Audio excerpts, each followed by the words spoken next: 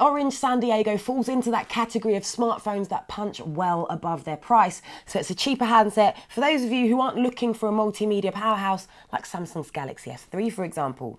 Now, taking an obvious design cue from the most famous smartphone in the world, the San Diego is lightweight and great for one-handed use, but there's no premium materials here, just plastic. Although the matte black back panel gives the phone a tactile finish that feels better in the hand than its budget price suggests. Though the quality of that rear is let down by the stiff, cheap-feeling power, volume and camera buttons.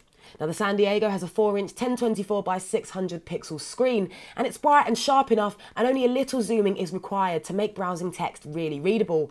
Colours do, however, appear to be very washed out and dull compared to top-end handsets.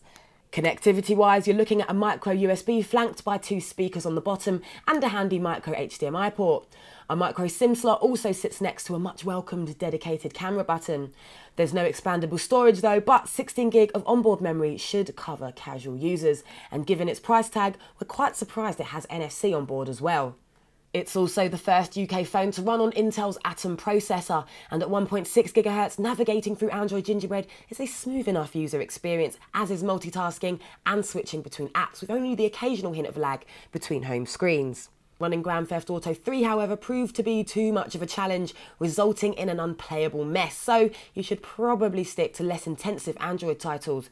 But web browsing is a surprisingly fast affair, with fluid scrolling and zooming. Now, around the back, you get an 8-megapixel camera with an LED flash, and despite our initial excitement about that dedicated shutter button, it kept us waiting when triggered, and we often had to press it more than once to fire up the camera app.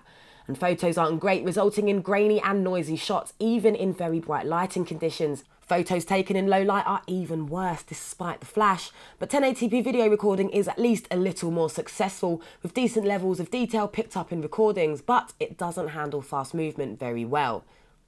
Now, in addition to the promise of an ice cream sandwich update, you're also getting Orange's predictably tangerine-flavoured skin, which isn't the most ambitious Android customisation, but we quite like its useful widgets for things like displaying text messages and phone settings at a glance.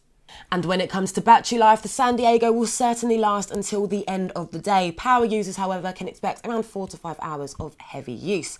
And that's the Orange San Diego. It lacks the stellar camera and serious gaming grunt, but it offers great bang for your buck and is worth considering if you're after a speedy user experience, fast web browsing and a bit of casual gaming on a big screen, even if it is just a little bit dull.